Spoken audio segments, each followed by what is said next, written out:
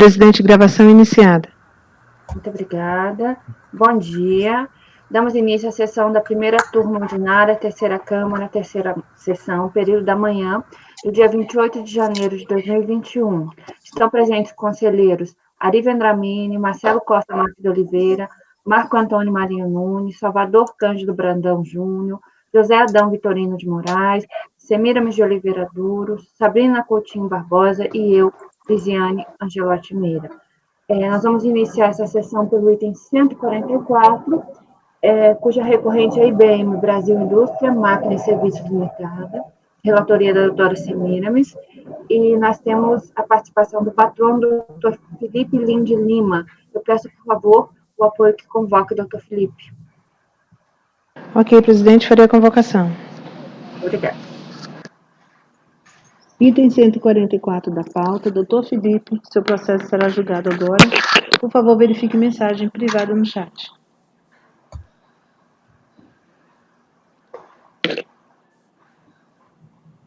Item 144 da pauta, doutor Felipe, seu processo será julgado agora. Por favor, verifique mensagem privada no chat. Obrigado. Presidente patrono convocado. Muito obrigada.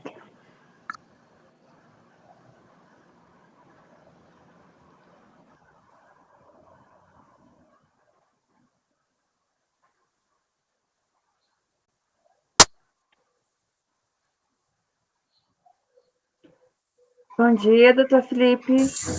Olá, bom dia a todos. Bom dia, doutor. Bom dia, doutor.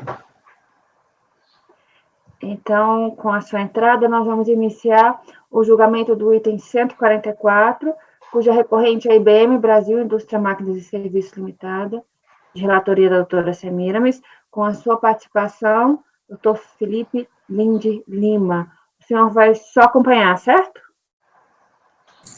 Isso, perfeito. Ótimo.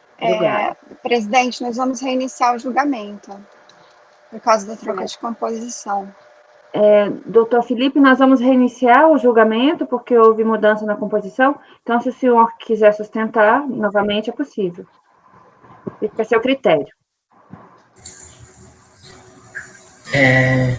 Não, o julgamento correr normalmente. Obrigado.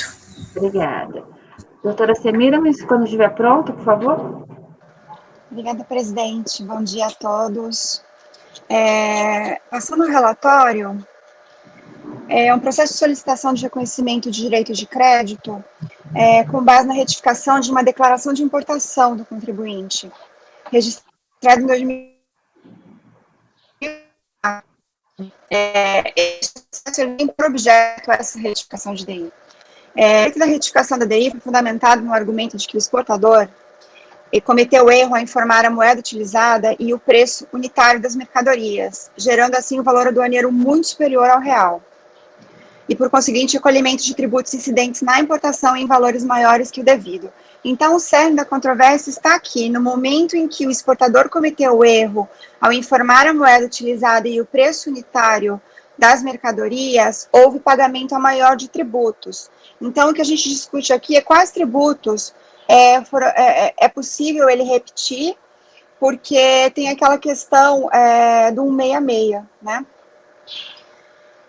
A DI foi objeto de retificação, então, conforme solicitado, foi acatada essa retificação pela autoridade aduaneira e, posteriormente, então, foi se analisar a questão do crédito em si.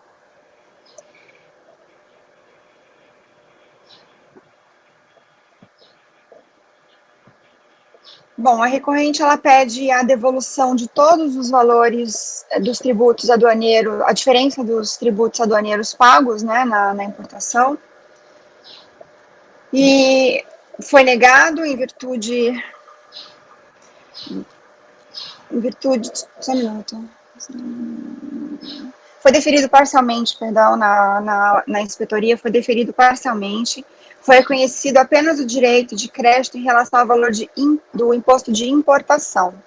Aí ficou, então, o IPI, o PIS e a COFINS, que a origem não reconheceu a repetição. Então, em discussão aqui o IPI, o PIS e a COFINS. A DRJ entendeu que os tributos incidentes na importação, reconhecidos a maior, mas sem a comprovação da assunção do encargo financeiro, ou seja, não há controvérsia em relação ao pagamento a maior, né, até porque a autoridade aduaneira acatou a retificação. A controvérsia é que a unidade de origem entendeu que só o imposto de importação não havia que ser feita a prova do 166 do CTN. Em relação aos outros tributos, deveria ter sido feita essa prova, e não foi feita, a DRJ seguiu na mesma linha. No recurso voluntário, a empresa sustentou a nulidade da decisão de piso para ausência da análise de documentação juntada. No mérito, aponta que o único requisito para a restituição dos tributos pagos indevidamente, em razão dos erros cometidos no preenchimento da ADI, é o deferimento do pedido de retificação que ela teve. E que o PIS e COFINS incidentes na importação são tributos diretos, não havendo que se falar, então, no 166. E que efetuou corretamente os lançamentos de IPI, PIS e COFINS, comprovando que não repassou o ônus a terceiros. Bom, posso passar o voto, presidente? Por favor.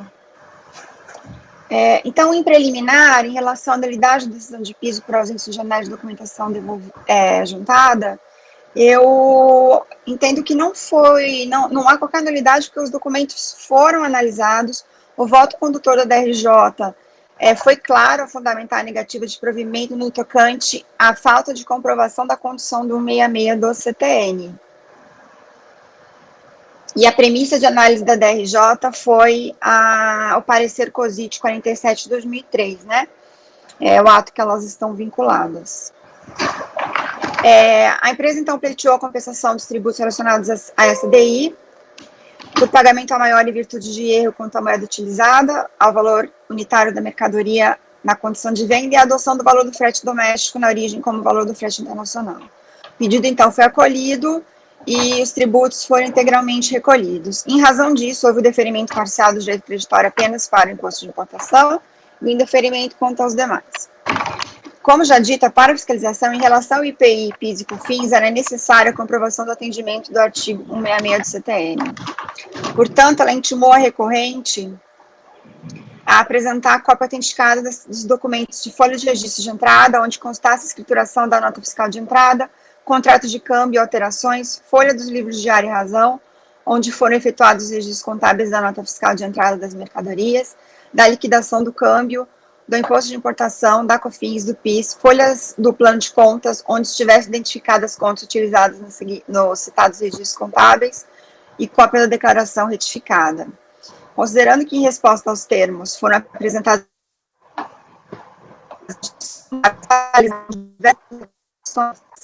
não possibilitando a identificação dos lançamentos individualizados da operação de importação em questão, foi emitido um novo termo de intimação solicitando os seguintes documentos: cópia autenticada das folhas dos livros razão, diário, apuração de IPI, e em que constassem os lançamentos dos tributos recolhidos por ocasião dessa DI retificada.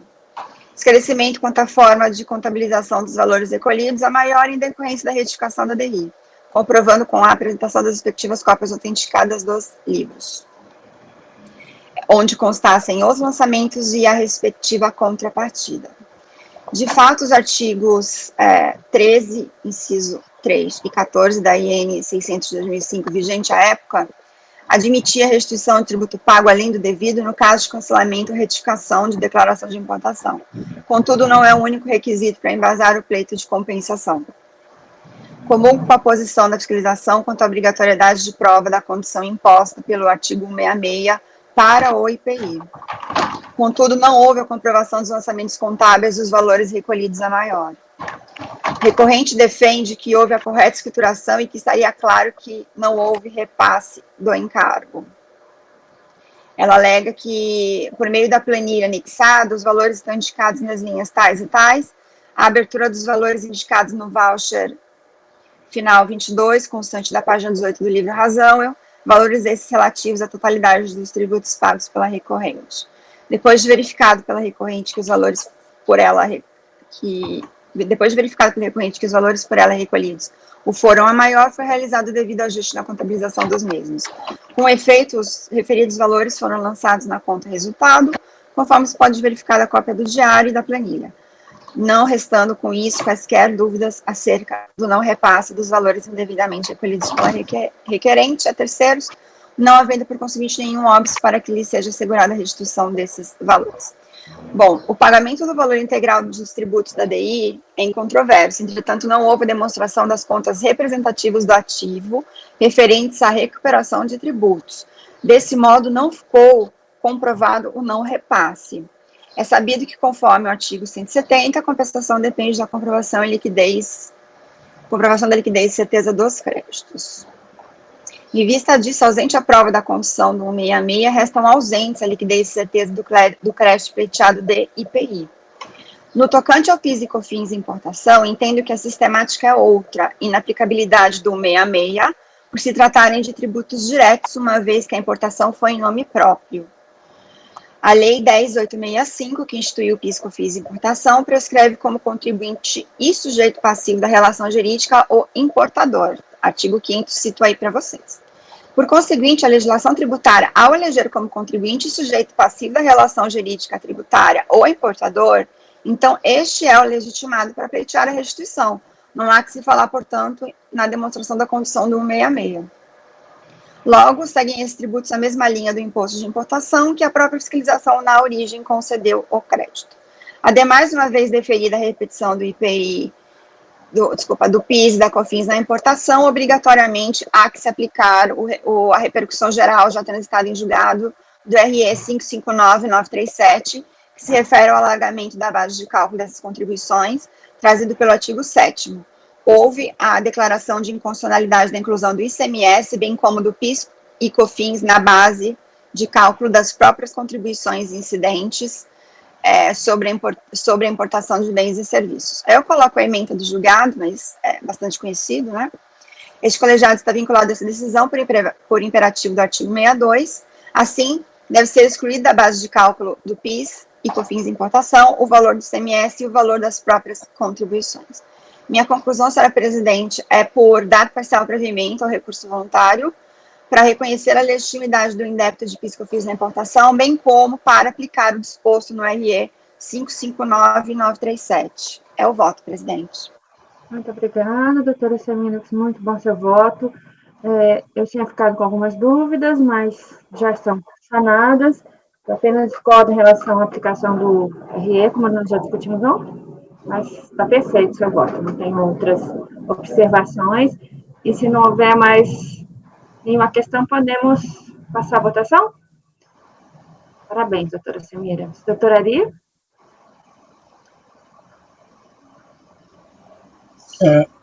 Acompanha a relatora. Muito obrigada. Doutor Marcelo? Acompanho. Muito obrigada. Doutor Marco Antônio? Também acompanho a relatora.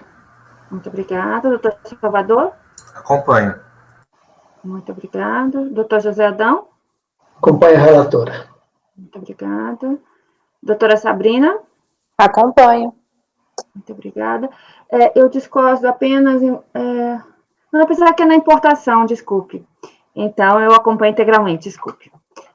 O que nós discutimos ontem foi outro. Esse já está mais... Esse está transitado já há bastante tempo, e eu acho que mesmo não sendo pedido, a gente tem que aplicar por vinculação do regimento, né? Então, mas esse é outro. É verdade, não, desculpe a minha confusão com o de ontem. Então, eu também acompanho integralmente, então a decisão é dar provimento ao recurso voluntário por unanimidade de votos. Agradeço aqui a participação do doutor Felipe. Muito obrigada. Bom dia, né? E encerramos o julgamento do item 144. Muito obrigada. Obrigado. Eu só posso tirar uma dúvida? O recurso foi dado parcial provimento para a questão de PIS e COFINS e para a questão do IPI não foi concedido, né? O recurso voluntário interposto pela empresa. O IPI não foi concedido, isso. Eu vou ler aqui de novo. Voto por dar parcial provimento ao recurso voluntário para reconhecer a legitimidade do indébito de PIS e COFINS na importação, bem como para aplicação disposto no RE 559937. Só PIS e COFINS. Tá bom. Muito obrigado. Obrigada. Bom dia. Bom dia. Bom dia. Tchau, tchau. Agora nós voltamos, onde nós paramos ontem, que foi com o doutor José Adão.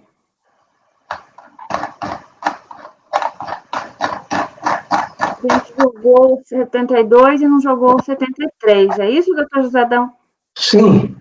Então, agora é o item 73 da pauta, para nós seguirmos a ordem. Já está na pasta, doutor José Adão? Está, sim. Está. Então, eu vou anunciar aqui. Passamos agora ao julgamento do item 73 da pauta, cuja recorrente é Ferdil Produtos Metalúrgicos Limitada, é de relatoria do doutor José Adão. Doutor José Adão, quando você estiver pronto, a palavra é sua. Ok.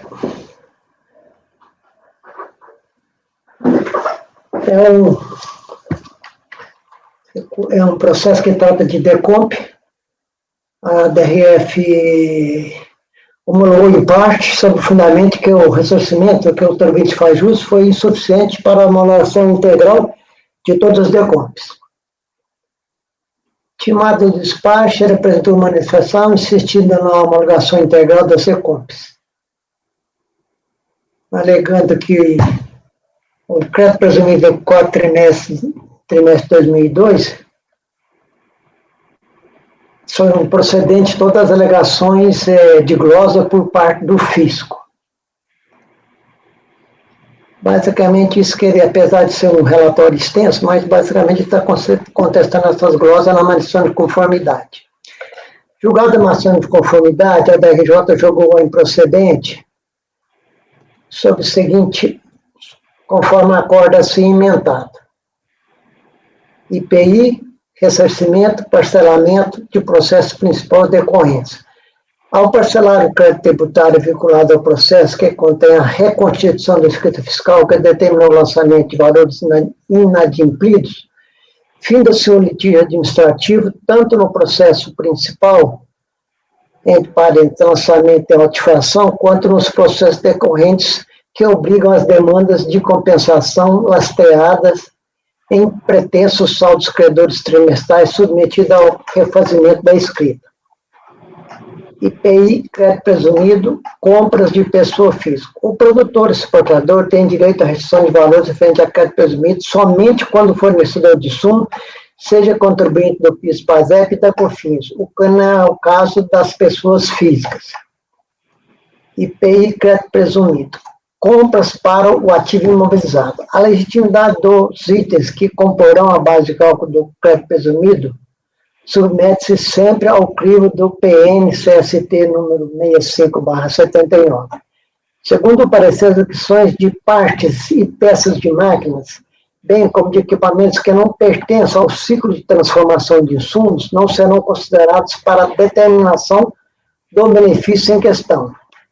IPI, crédito presumido, transferência da matriz para o estabelecimento filial.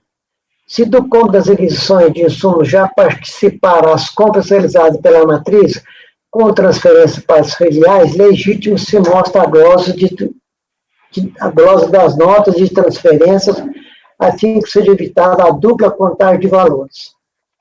IPI, crédito presumido, inclusão do IPI no custo das aquisições e legitimidade. O IPI, na qualidade de tributo recuperável na escrita fiscal, por confronto escritural, está excluído do custo das aquisições de insumos por via de consequência do cálculo do crédito presumido. IPI, crédito presumido, ausência de contabilidade integrada, cálculo por diferença de estoque, normativa SRF 69/2001. Na ausência de contabilidade integrada, o custo das aquisições será levado a termo, segundo que dispõe o artigo 15 da INSRF 69/2001, que privilegia a comparação de estoques iniciais, compras, estoques finais, transferências e saídas não aplicadas no processo industrial. Estimado dessa decisão, o contribuinte interpôs recurso unitário insistindo na homologação integral das DECOMP, alegando razões que foram assim resumidas pelo relator do recurso em segunda instância. Em síntese, alega a recorrente que não desistiu do recurso deste processo, tanto é que não parcelou os débitos aqui controlados. Só houve desistência expressa do recurso do processo de auto de infração. Ao caso, aplica-se as disposições do artigo 469 do CPC, porque os motivos e a verdade dos fatos não fazem coisa julgada, não havendo impedimento para o juiz decidir de forma diferente em outra ação em que são discutidos os mesmos fatos ou os mesmos fundamentos. Por isso, deveria a decisão recorrida ter analisado o mérito do crédito presumido relativo aos trimestres de 2003. O recurso fundamental foi, então, julgado pelo colegiado da segunda turma ordinária da terceira Câmara da terceira sessão do CARF, cujos membros, por unanimidade de votos, acordaram em dar provimento parcial para determinar o retorno dos autos à BRJ de origem, para apreciar e decidir as razões de mérito da manifestação de conformidade que versam sobre o crédito presumido dos trimestres de 2003, nos termos do acórdão assim emendado. Manifestação de conformidade e inexistência de renúncia. Renúncia expressa. Inexistindo renúncia parcial expressa de recurso do contribuinte, todas as razões fundamentais devem ser apreciadas e decididas, mesmo que exista matéria objeto de outro processo administrativo do contribuinte em andamento ou encerrado. Intimando desse acordo, a Fazenda Nacional informou que não haveria interposição de recurso especial. Os autos foram então remetidos à BRJ de fora para nova decisão. Em cumprimento ao acordo exarado pela segunda turma,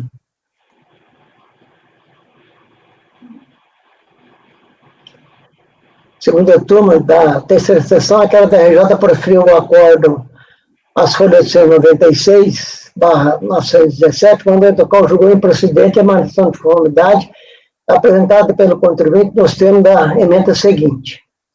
Crédito presumido. A apuração de crédito presumido deve obedecer o disposto na legislação do IPI e também o disposto na Lei 10.276/2001 e nas INs SR F 69/2001, 315/2003, observando, no caso concreto, em julgamento, que o IPI recebeu tratamento de imposto recuperável, dessa forma não integrando o custo de aquisição dos insumos para efeito de aproximação da base de cálculo do crédito presumido, e que os insumos devem ser apurados considerando-se os estoques inicial e final existente, em plena consonância com os dispositivos legais aplicáveis ao caso.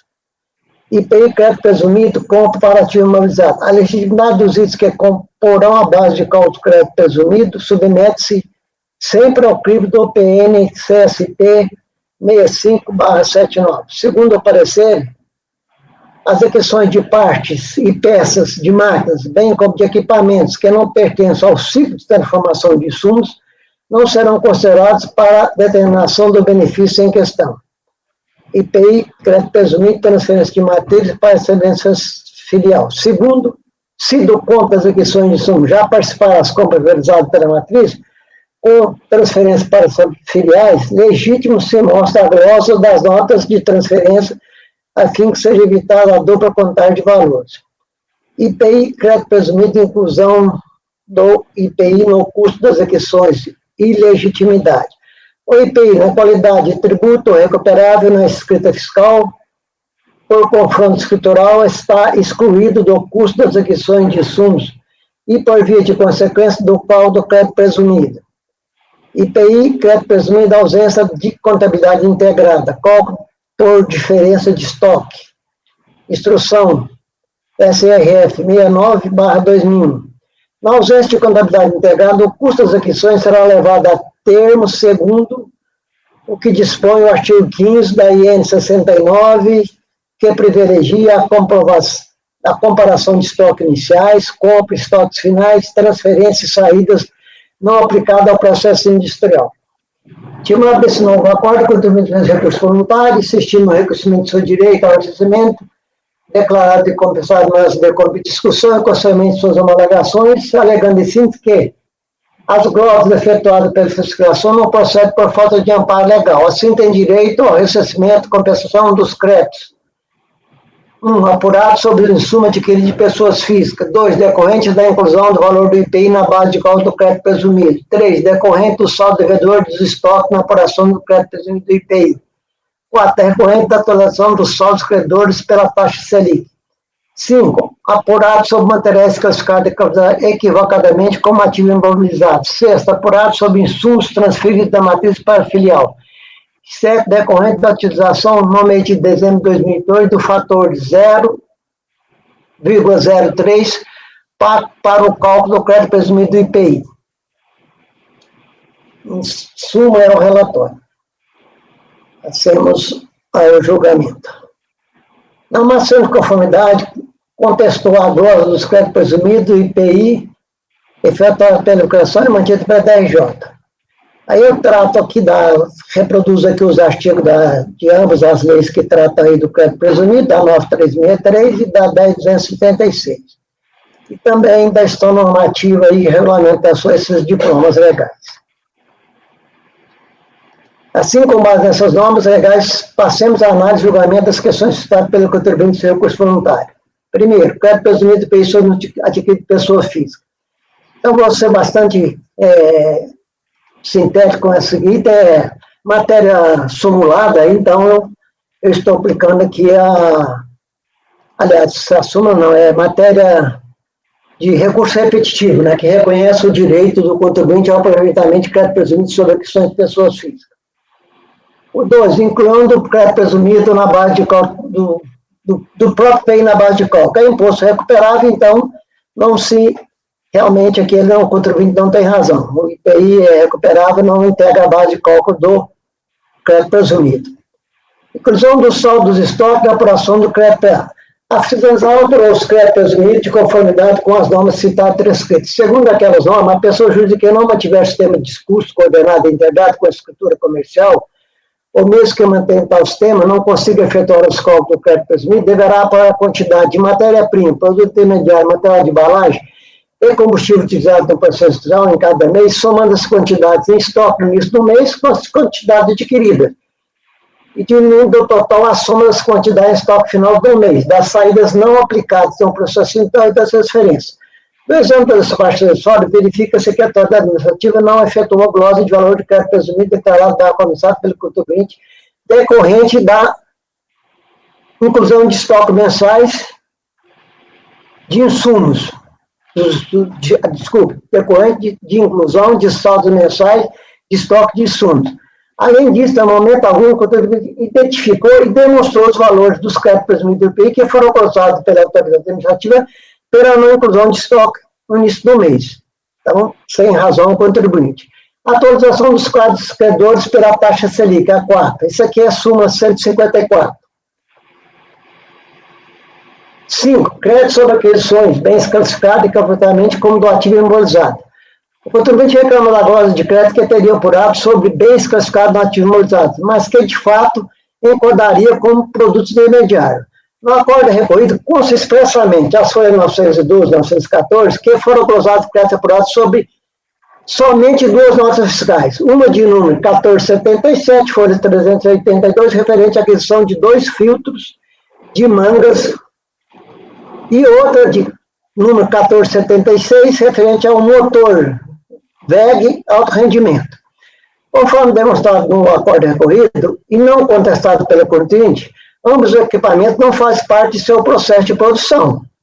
A legislação prevê que o provimento de crédito sobre aquisições de matérias-primas, produtos intermediários e material de embalagem, utilizado no processo produtivo de bens industrializados e exportados. Os filtros, segundo o prospecto das folhas 384, são utilizados na limpeza e exaustão de gases, retém elementos particulados nas partes externas das chamadas mangas, ocasionando a purificação do ar. Já o segundo constitui parte de macro-utilização, o contribuinte não demonstrou que entra em contato com o produto acabado ou se desgasta em face das ações exercidas diretamente na industrialização dos processos dos produtos exportados. Também no recurso voluntário não demonstrou que são produtos intermediários utilizados na industrialização dos produtos exportados, assim como não identificou os seus valores, os créditos aproveitados e os valores doados pela fiscalização. Então, sem razão também nesse sítio. Glosa de créditos transferidos da matriz para a filial. Ao contrário do contribuinte, a fiscalização não gozou crédito sobre insumo transferido para as filiais. As leis 10.9363/96, 10.276/2001 determinam que o crédito deve ser apurado de forma centralizada pela matriz. Em cumprimento a esses formas legais, a fiscalização aprovou todos os créditos na matriz, no momento do ingresso das mercadorias no estabelecimento industrial. Em momento algum, o contribuinte demonstrou quais notas fiscais de aquisição e de som foram transferidas para a filial e que teve o valor que tiveram, né? Até dói no meu ouvido.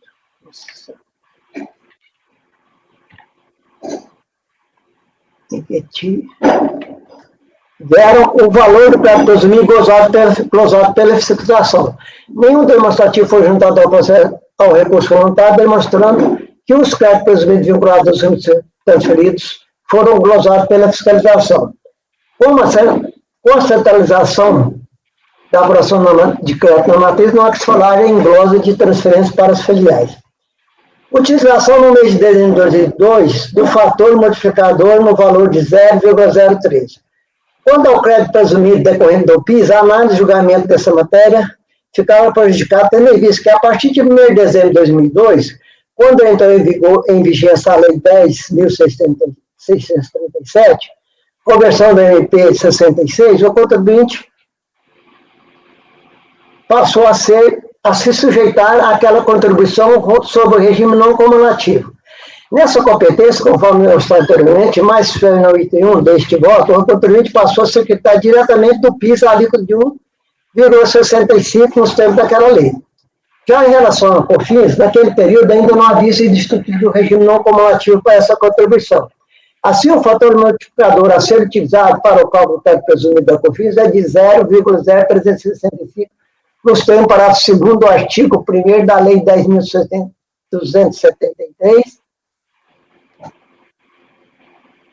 Isso aqui é 276. 276/2001, e no artigo 7 da INSRF 69/2001. Assim, face do esforço do provimento parcial recurso voluntário do contribuinte apenas tão somente para a. Reconhecer o direito de apurar crédito presumido do IPI sobre as execuções de insumo de pessoas físicas. Da seguinte forma: A1, em relação ao PIS para as execuções efetuadas até 30 de 11 de 2002. E A2, em relação ao COFINS para as execuções efetuadas até 31 de 1 de 2004. Ou seja, o total que ele está pedindo. B, reconhecer o direito de calcular os créditos presumidos do IPI no mês de dezembro de 2002, relativo a COFINS, com a utilização do fator multiplicador de 0,0365. E C, a atualização monetária do ressarcimento deferido barra compensada, a taxa Selic com incidência somente depois de decorrido 360 dias da data de protocolo da transmissão do desconto. Cabendo à autoridade administrativa apurar o ressarcimento nos termos deste acordo e homologar as decompras até o ressarcimento apurado. É o meu voto, presidente. Obrigada. Alguma consideração? Podemos votar? Podemos votar? Doutor Ari, por favor. Parabéns, doutor João Gisele. Faz jus a estar na Hall da Fama. Parabéns pelo voto. Obrigada, doutor Marcelo. Muito bom, Zé Adão. Parabéns. Bom relator. Muito obrigada. Doutor Marco Antônio. Acompanhe o relator. Muito obrigada. Doutor Salvador. Com o relator. Muito obrigada. Doutora Semiramis. Acompanho. Muito obrigada. Doutora Sabrina. Acompanho. Obrigada. Eu também acompanho o relator e acompanho as manifestações elogiosas, muito bom. Então, nós estamos julgando o item 73, eu vou só reler aqui para registrar. Foi por unanimidade para dar provimento parcial ao recurso voluntário do contribuinte, apenas e somente para reconhecer o direito direito dele a apurar créditos presumidos do IPI sobre as aquisições de insumos da seguinte forma: em relação ao PIS, para as aquisições efetuadas até 30 de 11 de 2002, e em relação ao COFINS, para as aquisições efetuadas até 31 de 1 de 2004. Reconhecer o crédito, em B, reconhecer o direito de calcular os créditos presumidos do IPI no mês de dezembro de 2002, relativo a COFINS, com utilização do fator multiplicador 0,0365. Item C, atualização monetária do ressarcimento deferido compensado, a taxa Selic, com incidência somente depois de decorridos 360 dias da data do protocolo da transmissão das DICOMP, cabendo à autoridade administrativa apurar o ressarcimento nos termos desse acordo e homologar as DICOMPs até o ressarcimento apurado. Então, com isso, encerramos o julgamento e votação do item 73 e passamos para o item 74, também de relatoria do doutor José Adão. A recorrente agora é Mata Boi Alimentos Limitada. Por favor, doutor José Adão, quando já tiver pronto, pode começar. Ok. São recursos também de DECOMP. A TRJ julgou o precedente a manutenção de conformidade, contra o despacho que não homologou a DECOMP. Ele apresentou uma manutenção de conformidade, alegando razões assim resumidas da DRJ manutenção de conformidade. Nulidade do despacho acessório, nulidade da existente razão da ausência dos cálculos elevados da federação, legitimidade dos créditos, do conceito de sumo para fim de aplicação da sistemática da não cumulatividade, direito ao crédito relativo às despesas com combustíveis, aos custos com frete, serviço de transporte, a conta alíquota aplicável para a apuração do crédito presumido do IPI nas aquisições dos animais vivos. Basicamente, isso que ele alegou numa manifestação de conformidade. Na analisada a manifestação, a DRJ julgou o procedente em acordo assim emendado. Nulidade. Inocorrência. Incabível anular decisão sem que haja fatos ofensivos ao direito de ampla defesa, ao contraditório ou às normas que definem competência. PIS, PASEP, COFINS e SUMA. O conceito de SUMA para fim de crédito de PIS, PASEP e COFINS é o previsto no parágrafo 5º da IN 247/2002, que se repetiu na IN 404/2004. Conformado com essa decisão, o contribuinte pôs recurso voluntário, insistindo na homologação da DECOMP, alegando sim que tem direito de descontar crédito sobre os custos com combustível lubrificante para a frota própria, inclusive empilhadeiras. Ao crédito do PIS sobre o frete da questão de insumos bovinos, calculado pela alíquota básica, 1,65, e não pela alíquota do crédito presumido da agroindústria. A utilização do percentual de 60% da alíquota base, 1,65, para o cálculo presumido da agroindústria, conforme previsto no artigo 8º, parágrafo 3º, inciso 1 da Lei 10.925/2004. Então, em resumo, é o relatório. Eu transcrevi aqui a Lei 10.637 e, a partir daí, transcrevi também aqui um resumo aqui da decisão do STJ sobre o conceito de insumos. E destaquei aqui que, no presente caso, o contribuinte é uma empresário industrial, que tem como objeto social, dentre outras atividades econômicas, as atividades econômicas seguintes: a compra, a venda e o abate de gado bovino, sua industrialização e comercialização no mercado interno e externo, a produção e processamento de alimentos destinados à alimentação humana e rações para animais, e a prestação de serviço de logística e de transporte.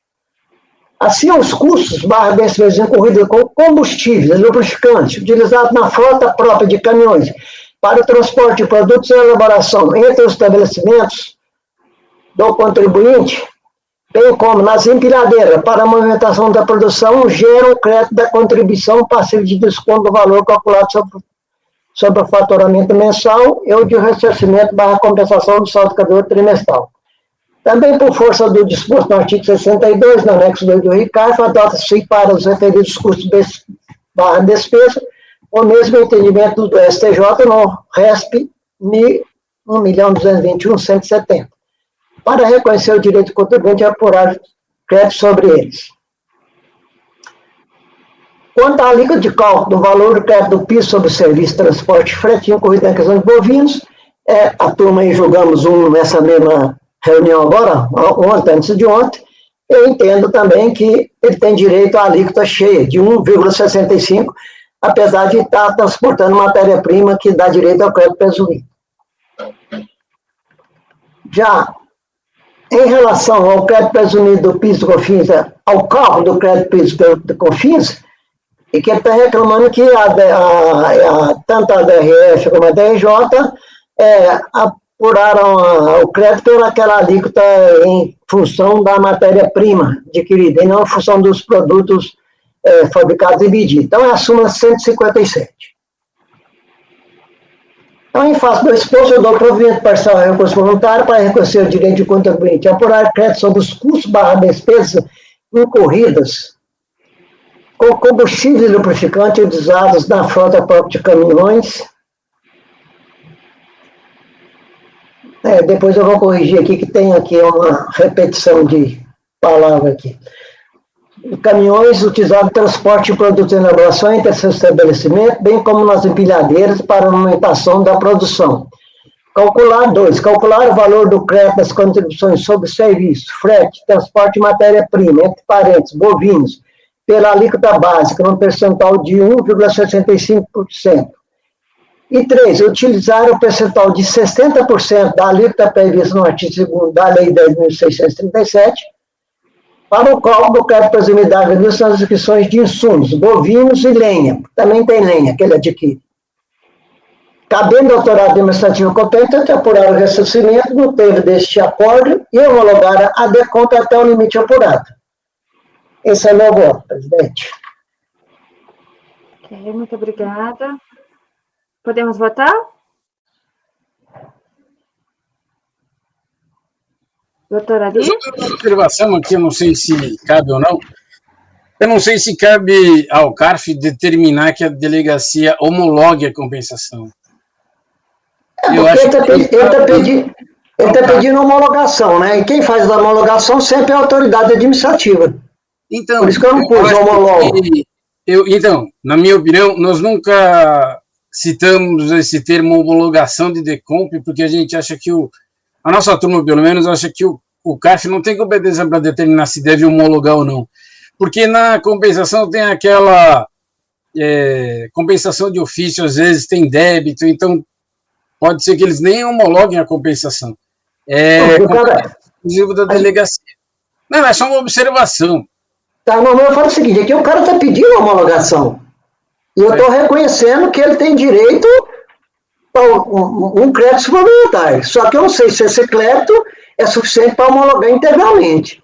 Se eu soubesse que o crédito é suficiente para homologar integralmente, eu acho que deve ser. Eu não sei se eu modifico que deve ser homologada.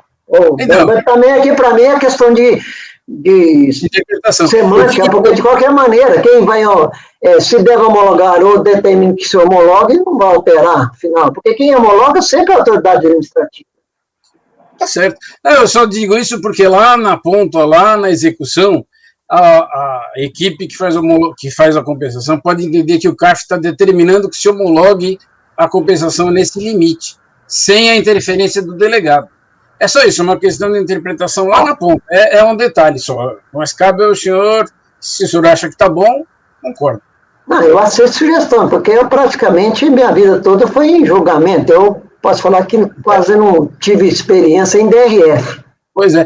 Porque então, você sugere aqui, eu aceito a sugestão de vocês aí para mexer qualquer coisa aí. Realmente nós colocamos assim, só, ao invés de homologar a decomp, o senhor colocou aqui, cabendo ao competente apurar o ressarcimento e verificar a compensação. Aí eles vão adotar os procedimentos operacionais. Em vez de homologar aqui e verificar a compensação. Isso. Se o senhor não se incomoda, justamente para a execução lá na ponta não se confundir. Ok, eu já mudei aqui no meu... Tá bom. Eu voto aqui. Então, ficou assim. Então. Em vez de homologar, eu botei competente apurar o recebimento nos termos deste acordo e verificar a compensação até o limite apurado? Tá ótimo. Então, fica mais fácil para eles lá. Obrigado aí pela sugestão. Fique sempre pode sugerir à vontade, pode me contestar. Às vezes eu falo meio exacerbado assim, mas não... tudo aqui eu sou sempre com o intuito de colaborar e de gente aprender. Então, fique à vontade. Tá bom. Gente, Então, eu tô ficou lenta. no Foi final só a e última. verificar a Foi só a última linha aí. Foi só a última linha, Semiramis. Ficou assim, Depois do acórdão, até o acórdão até o acórdão tá e a igual. partir daí. Tá. Isso. E aí, como é que ficou? Diz aí, Zedão, como ficou depois Nos termos desse acórdão e verificar a compensação até o limite apurado. Ou só verificar a compensação, né? Também, não sei. Tá bom também. Eles vão usar o limite que o senhor Eles vão usar. Então fica assim, doutora. Nos termos deste acórdão e verificar a compensação. Tá bom. E aí, obrigada. Obrigada. Muito obrigada, doutora Adi. Podemos passar a votação? Doutora Adi? Sem ressalvas, parabéns de novo. Eu acompanho o relator. Muito obrigada. Doutor Marcelo? O SAF tá subindo com o Zé Adão, hein? A coisa tá ficando difícil. Tá muito bom, Zé Adão, muito bom. Esse Obrigado, pessoal fica elevando o nível, a gente não vai passar. Tá ficando ruim pro meu lado aqui. Eu estou aqui para aprender. Eu estou aqui para aprender com vocês. Não parece, senhor está aqui Estou para gostando cima. muito dessa turma, viu? Estou gostando muito da turma. Estou aprendendo bastante. Espero ficar um bom tempo aqui. Ai, nós estamos gostando também, Zadão. Vai ficar com certeza. Doutor Marco Antônio? Acompanha o relator. Parabéns, doutor. Obrigado. Obrigada. Doutora Semiramis? Não, sou eu. Acompanhe. Desculpe, doutor Salvador? Parabéns, Zé Adão. Tá muito bom mesmo. Acompanho. Muito obrigada. Doutora Semiramis, agora? Eu fiquei super animada quando eu soube que o Zé Adão vinha para cá, né? O presidente Rodrigo sempre falou tanto dele e nada como uma experiência, né, gente? Outra coisa. Eu tô felizona, viu? Eu vou acompanhar, claro. Muito obrigada. Doutora Sabrina? Acompanho. Muito obrigada. Eu também acompanho, tanto o voto do relator, quanto, novamente, as observações elogiosas. Muito bom o voto. Então, a decisão é por unanimidade de votos, e eu vou ler para ficar bem registrada para quem eventualmente for acompanhar. Então, ficou assim: dar provimento parcial ao recurso voluntário para reconhecer o direito do contribuinte, item 1, apurar crédito sobre custos e despesas incorridos com combustíveis e lubrificantes utilizados na frota própria de caminhões utilizados no transporte de produtos em elaboração entre seus estabelecimentos, bem como nas empilhadeiras para a movimentação da produção. Item 2, calcular o valor do crédito da contribuição sobre serviços fretes de transporte de matéria-prima bovinos pela alíquota básica no percentual de 1,65%.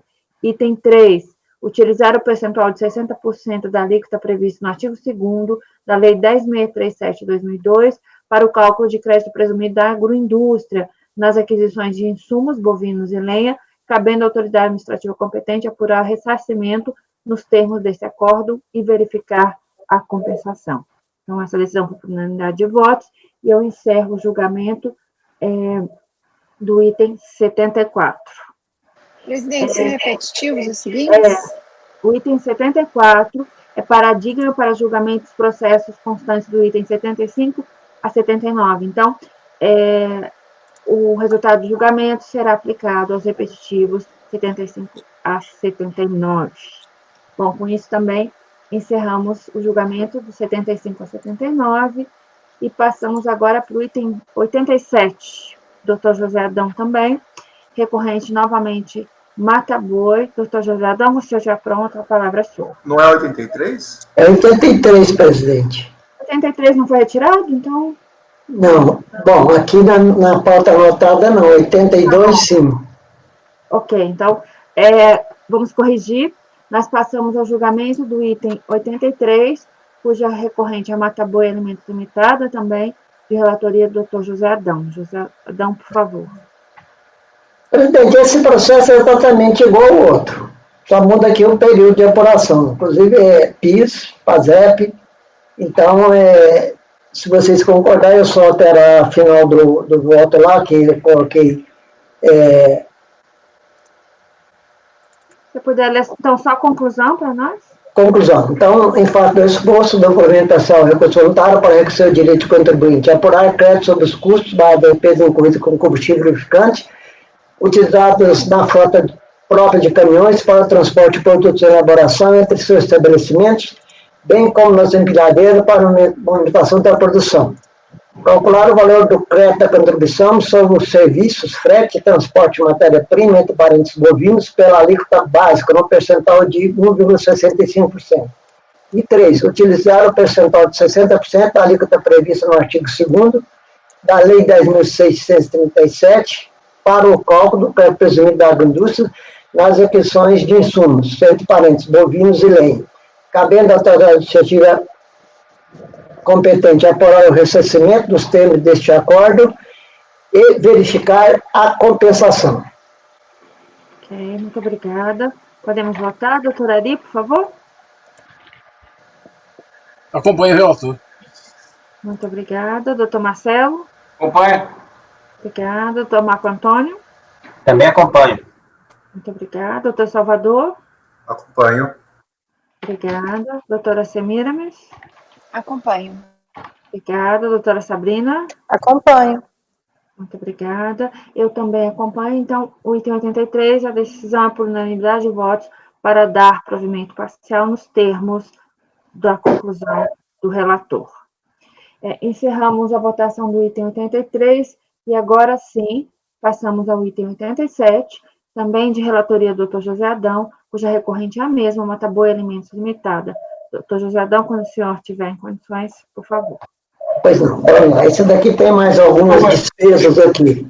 Desculpa, Sim, presidente, eu aqui me perdi. Esse agora qual é? Qual é o número desse? 87. 87? Uhum. Esse daqui tem alguns custos e despesas a mais em relação ao anterior. Então, posso ir direto para o voto? Pode. Pode. Por favor. Então, as matérias em discussão, como eu vou falar uma por uma, eu usei no mesmo esquema, eu transcrevi aqui a lei, os normativos legais sobre o PIS não cumulativo e cheguei à conclusão aqui que ele faz direito aos créditos, como eu falei anteriormente, é uma empresa frigorífica, né? Então, é que ele necessita lá de equipamentos de fornecimento, equipamento de produção para os empregados do setor industrial, que é os EPIs, e, além disso, uniforme, essas coisas todas. Então, concluindo assim, eu entendi aqui que os custos, que é diferente aqui, que alterou, foi esses custos de despesas incorridos com equipamento de proteção individual, material de limpeza, lavanderia, vestimenta de empregados, exames de laboratoriais e controle de qualidade, e licença de... Aqui é um item que talvez surja alguma discussão. Licença de software utilizado no processo produtivo. Ou seja, nas camas frias do frigorífico. Ele tem um sistema de software que ele utiliza nas camas frias lá do frigorífico para controlar a temperatura, que ele produz, ele trabalha com derivados bovinos, né? Carnes, e processa, embala, e vende. E a manutenção também que ele está pedindo nesse aqui, manutenção de peças de reposição, aí volta os combustíveis e lubrificante utilizado na frota de caminhões para transporte de produtos de elaboração desse estabelecimento, bem como na empilhadeira para alimentação de produção. Então, esse aqui eu estou reconhecendo também. Então, a diferença basicamente é nessas aqui, dessas despesas que não havia no anterior. Ele também discute aqui a alíquota do crédito presumido do IPI,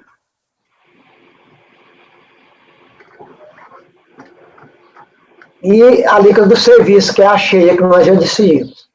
Então, em face de todo o exposto, eu estou rejeitando aqui, que ele pediu também nesse aqui, ele pediu a nulidade do despacho decisório e da decisão da primeira instância. Eu estou negando isso aí.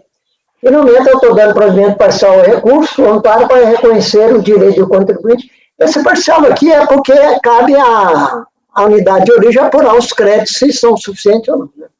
Para apurar e descontar crédito sobre os custos para despesas incorridos com equipamento de proteção individual, material de limpeza, lavanderia, vestimenta de empregados, exame laboratoriais, controle de qualidade, licença de software utilizado no processo produtivo, ou seja, nas câmaras frias dos frigoríficos indústrias, custo com manutenção, peças de reposição, combustível e lubrificante utilizado na frota própria de caminhões para transporte de produtos de elaboração entre o estabelecimento do contribuinte, bem como empilhadeiras para a movimentação da produção, de calcular o crédito da contribuição descontado dos serviços, frete, transporte de insumos, adquirido de pessoas físicas ou de qualquer tipo de rurais, tem uma alíquota básica no percentual de 1,65%, e utilizar o percentual de 60% da alíquota prevista no artigo 2º da 10.637 para o cálculo presumido da indústria, cabendo à autoridade administrativa competente aprovar o recebimento nos termos deste acordo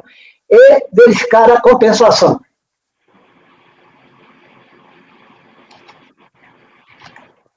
Ok. Também atualizou aqui. Podemos votar? Doutora Ari? Acompanha o relator. Muito obrigada. Doutor Marcelo? Acompanho. Doutor Marco Antônio? Acompanha o relator. Muito obrigada. Doutor Salvador? Acompanho. Muito obrigada. Doutora Semiramis? Acompanho. Muito obrigada. Doutora Sabrina? Acompanho. Eu também acompanho. Então, a decisão é por unanimidade de votos dar provimento parcial nos termos relatados pelo doutor José Adão. Com isso, encerramos o julgamento do item 87. Repetitivo? Ele é paradigma para o julgamento dos processos constantes do item 88 a 90. Então, o resultado deste julgamento vai ser reproduzido nos itens 88 a 90. Com isso, encerramos o julgamento até o item 90 e passamos para o item 91 de relatoria do doutor Marco Antônio. Presidente, posso fazer uma pergunta? Sim, por favor. Esses processos que a PFN retirou de pauta, eles votam automaticamente? Como é que é? Eles voltam só na presencial, a não ser que eles peçam para voltar. Esse secretário da PFN eu não entendo, porque desse mesmo contribuinte, ele retirou alguns e manteve os. Aconteceu com o seu, Marco Antônio, com o Ari. Não deu para entender. Paciência, né? Então, o próximo item é o número? É o número 91. Posso anunciar, doutor Marco Antônio?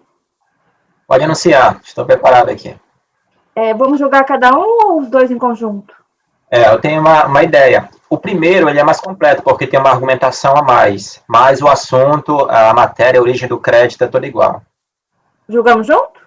Julgamos juntos, porque o primeiro é o completo. Julgando o primeiro, o segundo está julgado também.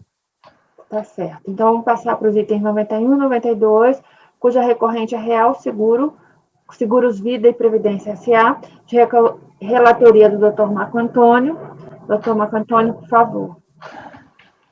Esses processos, né, tanto o 91 quanto o 92, eles referem-se a diversas decompes, né? O 91, o crédito decorre de pagamentos do PIS, e o 92 de COFINS, né?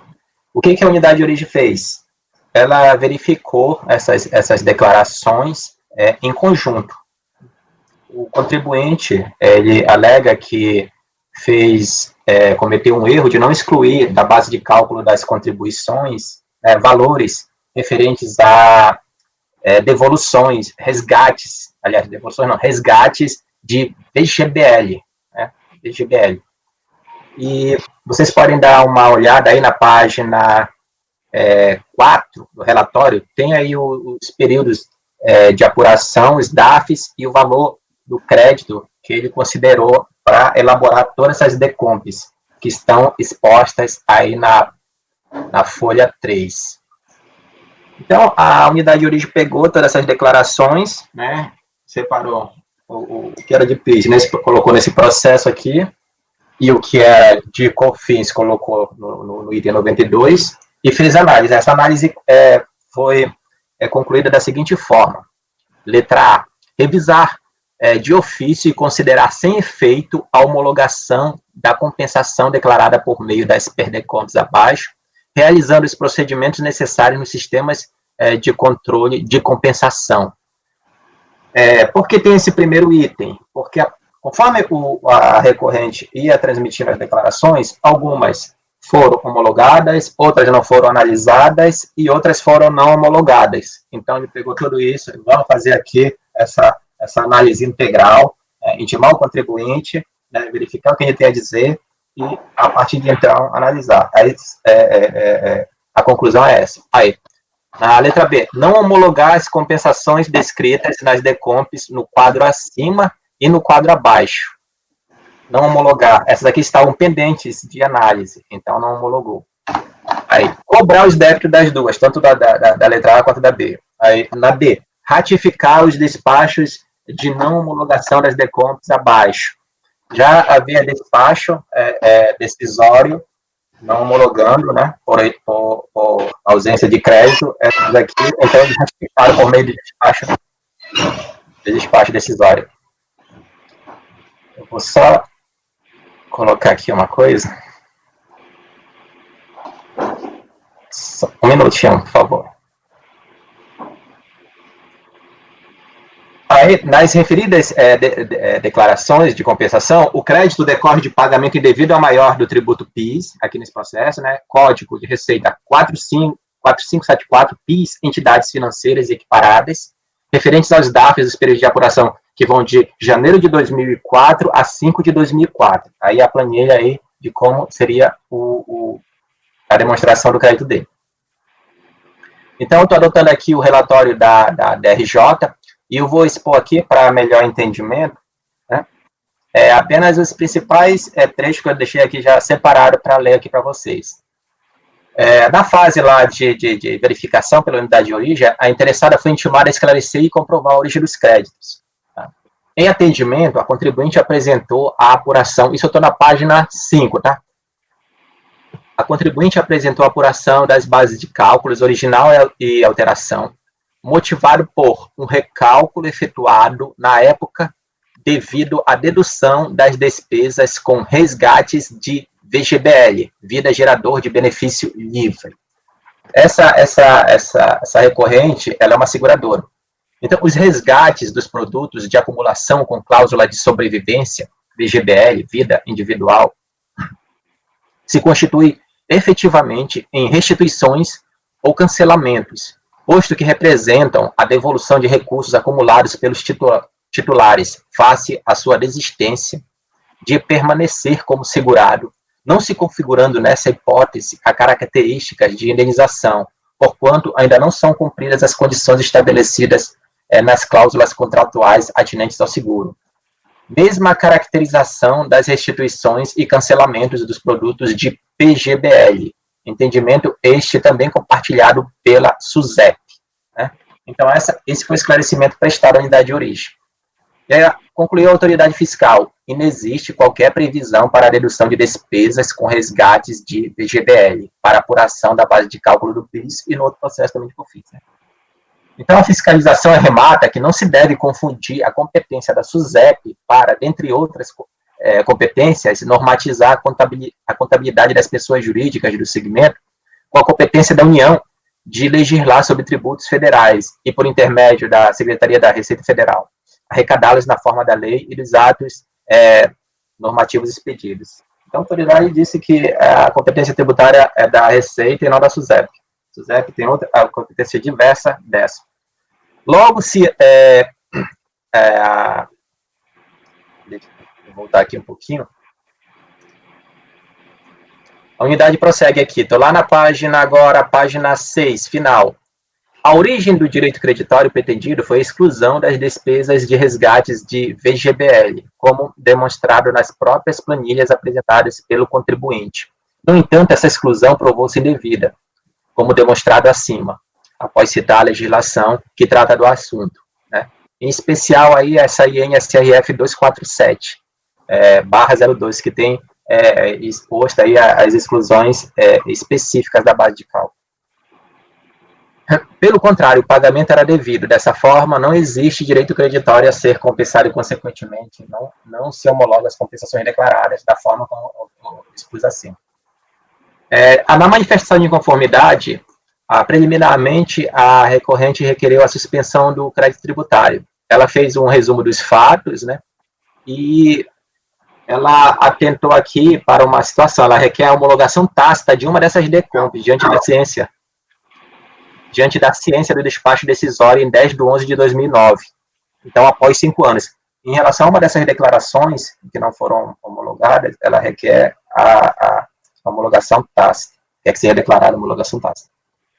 E em relação a essa questão aí, diz que não excluiu a questão mesmo de mérito do caso, diz que não excluiu a totalidade das reservas técnicas em razão de ter adicionado indevidamente os valores relativos ao resgate de VGBL, quando da apuração da base imponível de PIS e COFINS.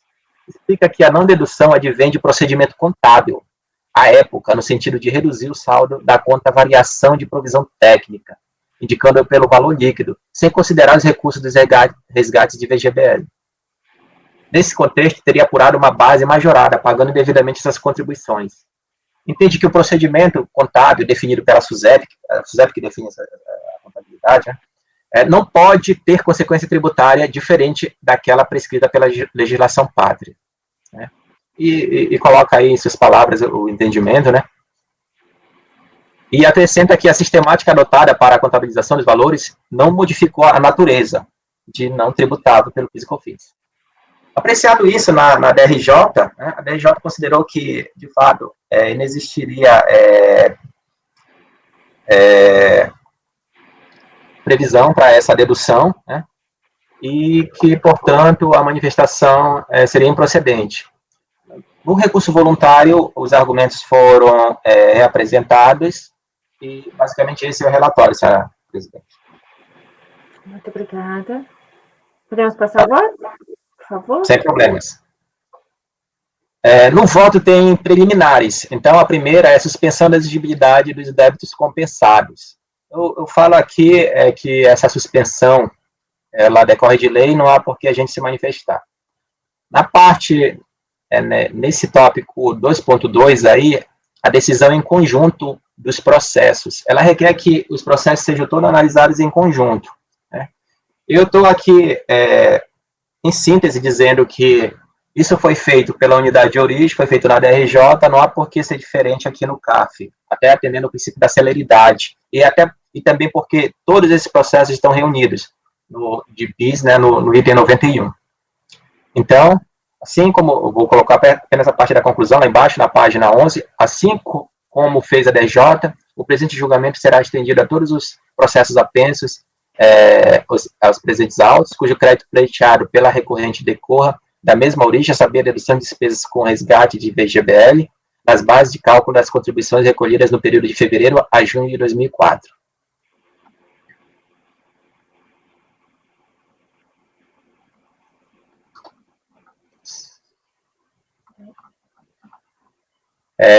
No item 2.3, só uma pergunta, senhora presidente, é necessário analisar item a item ou posso prosseguir da forma como eu estou fazendo? Pode prosseguir. Respondo o voto integral. Ok. No 2.3, referente à homologação tácita da DECOMP com final 5344, né, e tem um processo administrativo correspondente, 2008-33, com final 2008-33. Né. A recorrente, na manifestação de inconformidade, ela deferiu ter se operado a homologação tácita dessa declaração, nos termos do artigo 74 da Lei 9.430, de 96, pois ela foi formalizada lá em 15 de outubro de 2004, ou seja, há mais de 5 anos da ciência da decisão combatida, operada em 10 de novembro de 2009. No recurso voluntário, esclarece que, segundo a DRJ, não haveria que se falar em homologação tácita, tendo visto aqui, por ocasião da emissão do despacho decisório, 12 de outubro de 99, somente teria ocorrido uma complementação da motivação do despacho decisório primitivo, e não a anulação do referido despacho. A recorrente argumenta, porém, que não se tratou de simples complementação da motivação, mas de evidente alteração dos fundamentos, que levaram ao indeferimento do crédito, pois substancialmente a decisão era outra, conforme a seguir. Ela coloca uma planilha antes, informando que no despacho haveria inexistência de saldo de pagamento, e depois, falta de previsão legal para a dedução de despesas com resgate de VGBL. Traz lições doutrinárias sobre a motivação dos atos, né, e conclui que houve inércia da administração, já que somente com a emissão do despacho decisório segundo é que a recorrente teve, de fato, conhecimento das razões que suportaram o indeferimento do seu pedido. Logo, esta seria a data a ser considerada para fins de verificação do transcurso do empenho legal para a homologação da referida DECOM. Agora eu vou partir para a minha análise a respeito desse assunto, né? Eu estou aqui inicialmente expondo, né, o prazo que a administração tributária tem para homologar a compensação, né, e informando que se a administração tributária deixar transcorrer o prazo de 5 anos, contados da entrega da declaração, opera-se a homologação tácita da compensação, uma vez que o fisco perde o direito de não a homologar. Consequentemente, os débitos compensados restam extintos, nos termos do artigo 156.2 do CTN.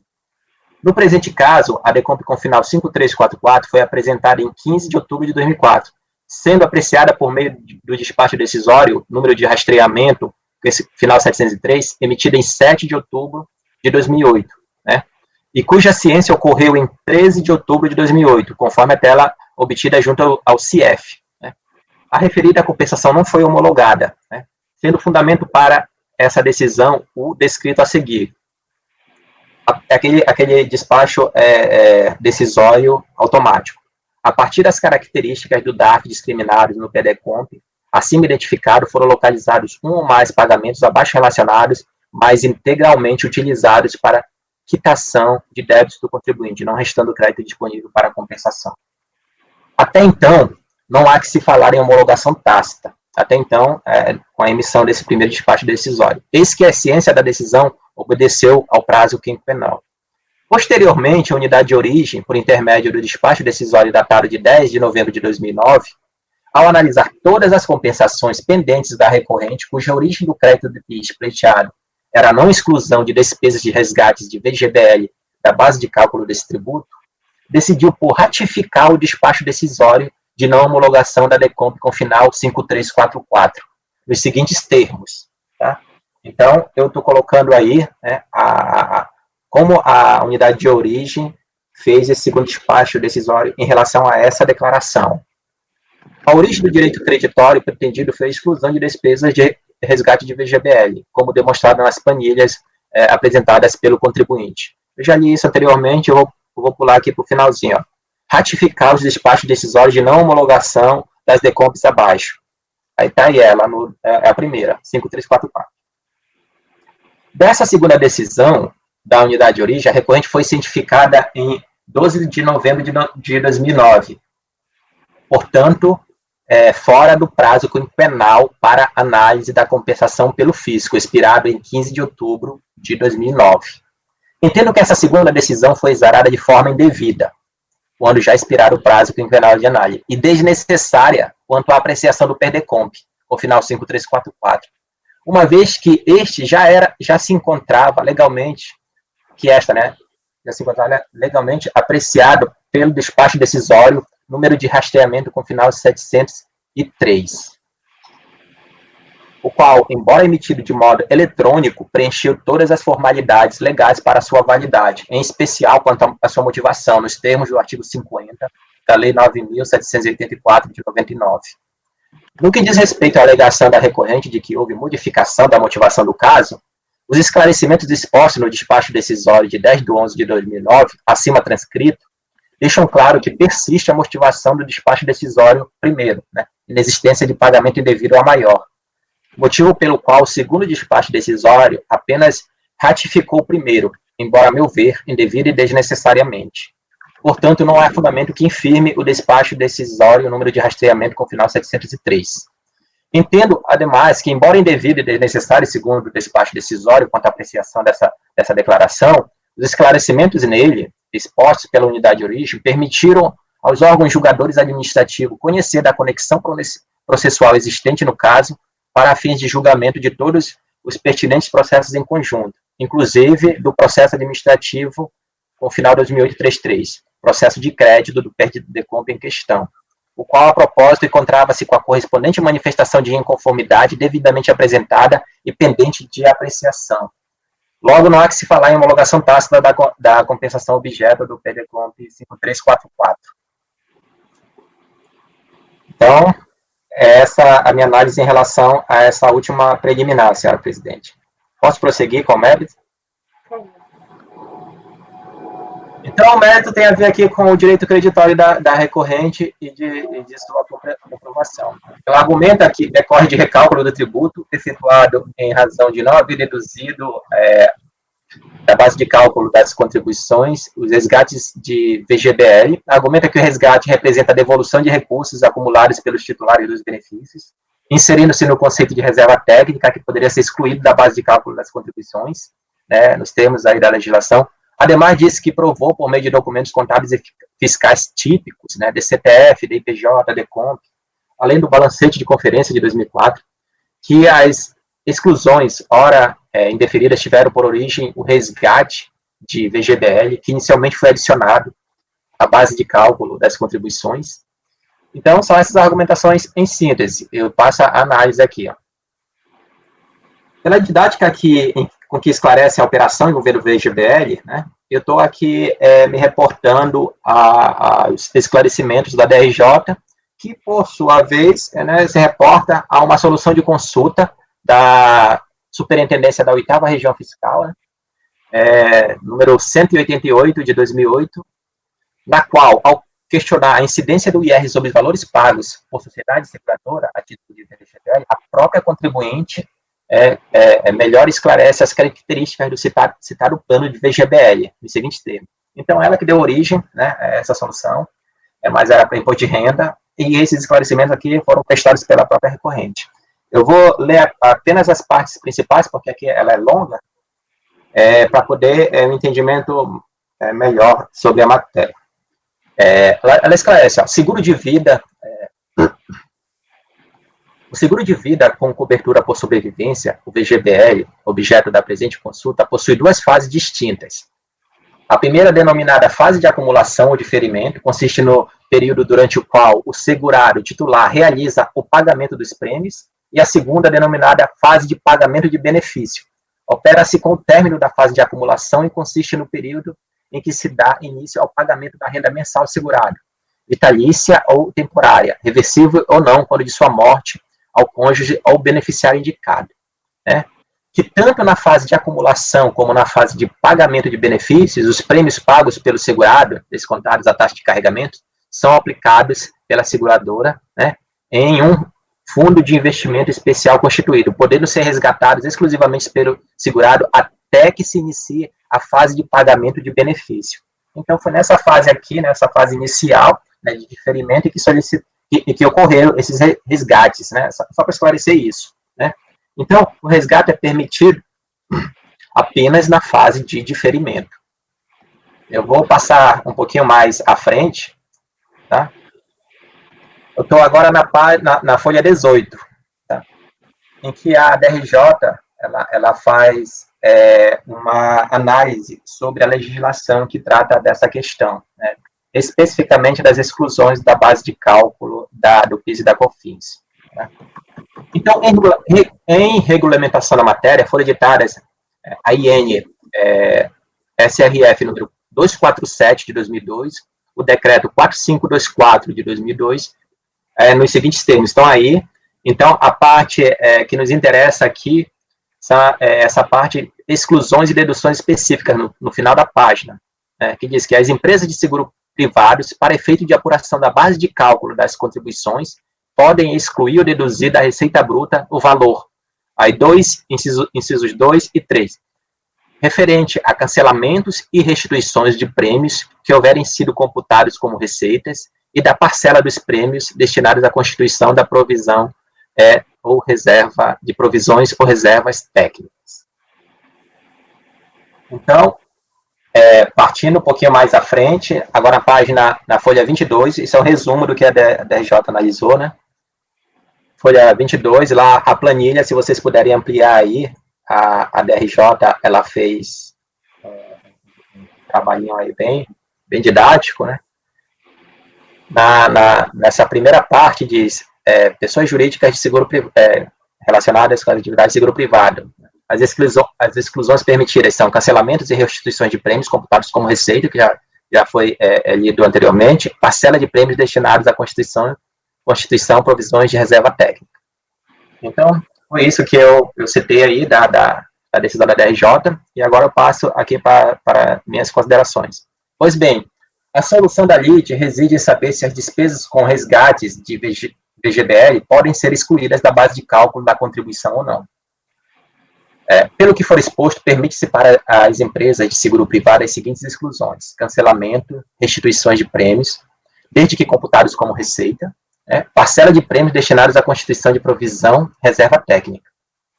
No entanto, as normas acima transcritas deixam claro inexistir qualquer previsão para a exclusão de despesas com resgate de VGBL, da base de cálculo das contribuições. O mesmo se conclui a partir da análise da norma da qual a recorrente socorre-se, a saber, a Lei 9.701 de 98, que dispõe sobre a base de cálculo da contribuição para o PIS, devida pelas pessoas jurídicas a que se refere, o artigo 22, parágrafo 1º, da Lei 8.212 de 91, dentre as quais se enquadra a recorrente. Eu vou pular essa parte. Então, a recorrente busca ainda argumentar que os valores de despesas de resgates de VGBL representam verbas de resgate de reserva técnica, ou seja, restituição, devolução ao segurado do montante acumulado na provisão constituída. Ora, tomando-se como pressuposto o argumento da recorrente de que tais valores decorrem de reserva técnica, este valor anteriormente ao registro do resgate é excluído da base de cálculo das contribuições, com base no artigo 1º, inciso 4, a linha C da Lei 9.701 de 98, não havendo que se falar em exclusão e duplicidade, tanto pela constituição da reserva técnica, quanto pelo resgate de VGBL. Como bem explanado pela unidade de origem, a preocupação de se evitar excluir duas vezes ou de se excluir o que não foi incluído permeia toda a legislação pertinente, conforme exemplos a seguir. Aí eu estou aqui destacando alguns trechos das normas relacionadas a essa impossibilidade de exclusão em duplicidade. Eu vou ler apenas um deles, para poder ficar aí registrado. A Lei 9.718.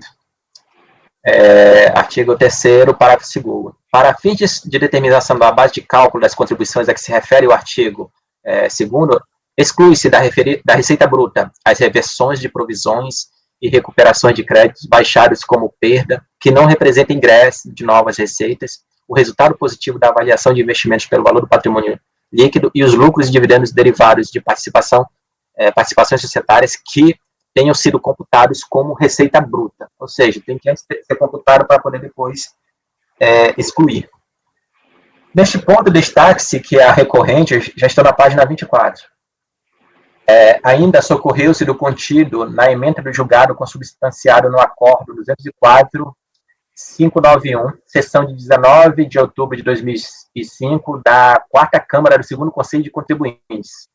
Ela apresentou em seus recursos essa decisão aqui. As receitas, COFINS, exclusão de receitas. As receitas advindas de contribuição de patrocinador para a constituição de provisões ou reserva técnica para pagamento de benefícios da Previdência Complementar estão excluídas do campo de incidência da COFINS. Essa é a ementa. Agora, a minha consideração. No entanto, o julgado em causa não se aplica ao caso da recorrente, pois aqui discute-se a possibilidade de exclusão da base de cálculo da contribuição de valores de despesas de resgates de VGBL, enquanto naquele outro, da constituição de provisões ou reservas técnicas, estes textualmente permitidos pelo artigo 1º da Lei 9.701 de 98. Por fim, cumpre tecer esclarecimentos no que diz respeito à argumentação da recorrente de contabilização em desacordo com o que autorizava a legislação. Uma outra argumentação, ela disse que havia determinação para contabilização de forma que não permitia essa exclusão. Então, eu estou esclarecendo esse ponto da seguinte forma. Segundo a recorrente, destaca ela que não indica várias normas da SUSEP e CNSP para tentar induzir este colegiado a proferir uma decisão em dissonância com o entendimento pátrio, ou para tentar justificar eventual dedução ou exclusão na base de cálculo, na apuração da base de cálculo da COFINS, tendo como suporte normas expedidas pela SUSEP, como restou consignada a decisão combatida. Entretanto, em consulta ao sítio da SUSEP, essa consulta que fiz, é possível observar que as ações daquele órgão tendentes a modificar a forma de contabilização das operações com resgate de VGBL para possibilitar a exclusão desses valores da base de cálculo das contribuições, né, PIS e COFINS, não foram exitosas, né, conforme provam as seguintes atas de reunião daquela superintendência, destaques acrescidos. Tá? Então, foram feitas reuniões lá na SUSEP e o assunto de discussão, esse assunto de discussão ficou a ser tratado. Na reunião de 11/5 de 2004, contabilização de resgates de VGBL. Né? Com relação a este assunto, a SUSEP novamente expôs que a Instrução Normativa 247, né, consoante definido no parágrafo único de seu artigo 28, e o decreto número 4524 de 2002, também disciplinando a matéria, no parágrafo único de seu artigo 27, somente prevêem dedução de resgates para efeito da base de cálculo de PIS e COFINS em se tratando de entidades de previdência. Né? Isso se evidencia, né, no quadro das contas que constitui o anexo 1 da referida IN. Então, aqui a SUSEP diz, foi sugerido, então, que se considerassem os registros de VGBL, vida individual, como restituições, como forma de se equacionar o problema. A SUSEP comprometeu-se a levar o assunto à discussão com a Secretaria da Receita Federal, trazendo oportunamente o resultado dessa discussão. Então, nessa reunião aqui, a SUSEP disse, olha, a legislação não permite, vamos discutir isso com a Receita. Né? Aí vamos para outra ata, que é a ata seguinte, que ela define essa questão. A da data 10/8/2004, assuntos resolvidos. Tá? A contabilização de resgate de VGBL, vida individual, exercício de 2004, que é aqui o exercício que a gente está tratando, sobre a contabilização dos resgates de VGBL, vida individual, no exercício de 2004, a SUSEP comunicou que decidiu manter o critério definido na circular SUSEP, número 244/2004, devido à falta de consenso para a alocação daquelas operações em contas de cancelamentos e restituição. Então, a recorrente ela fica defendendo que se trata de cancelamentos e restituição, mas a SUSEP aqui disse que não se trata de cancelamento e restituição, apenas o que é a previsão para a exclusão da base de cálculo é cancelamento e restituição, e no caso aqui, como não se trata, não teria essa previsão. Eu vou logo concluir aqui, já está no final, né?